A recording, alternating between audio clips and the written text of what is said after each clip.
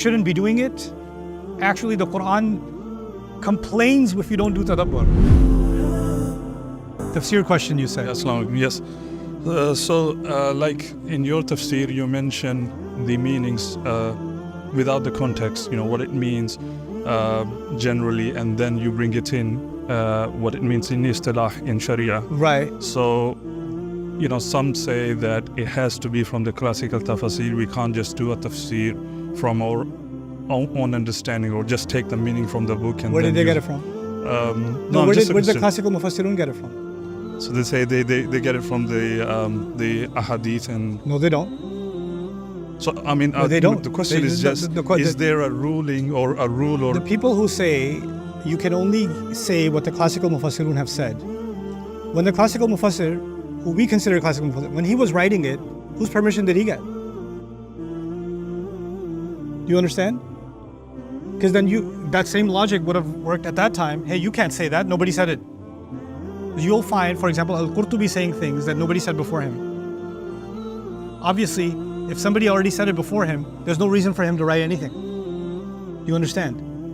By the time Imam Razi writes his commentary, or Kashaf writes his commentary, or even more contemporary, Ibn Ashur rahimahullah or Alusi rahimahullah, write their commentary. They're saying brilliant things that have not been said before.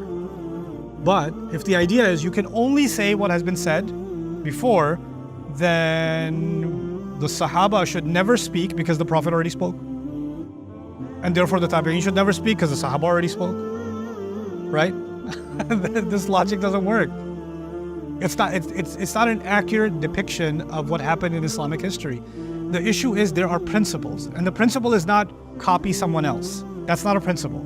The principle is you have to say something that is coherent or consistent with the language. You have to say something that's consistent with history. And you have to provide your evidences.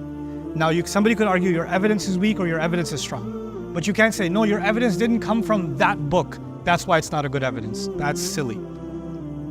That's not how tafsir ever worked. And by the way, my work is not tafsir. My work is tadabbur. Actually, and there's a big difference between tafsir and tadabbur. And I do a lot of tafsir work, but tafsir is where I rely on the past. But tadabbur is what's built on top of tafsir. I've given lectures, you can find them on YouTube, the difference between tafsir and tadabbur, which is something most Muslims are not really paying attention to. They think that it's one and the same thing, or you shouldn't be doing it. Actually, the Quran complains if you don't do tadabbur from every human being. Every human being should be doing tadabbur of the Quran. أَفَلَا يَتَدَبَّرُونَ الْقُرْآنَ. Allah didn't say أَفَلَا يَتَدَبَّرُ الْعُلَمَاءُ الْقُرْآنِ. He didn't say, why don't the scholars contemplate the Quran? He said, why don't they contemplate the Quran? Everybody. So we've created this narrative that doesn't have any legs. Of course, we have to base our conclusions on scholarly sources.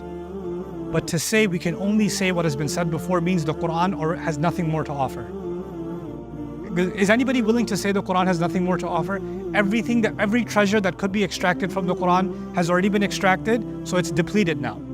Are we okay with saying that? Then how are we okay with saying only say what was said before?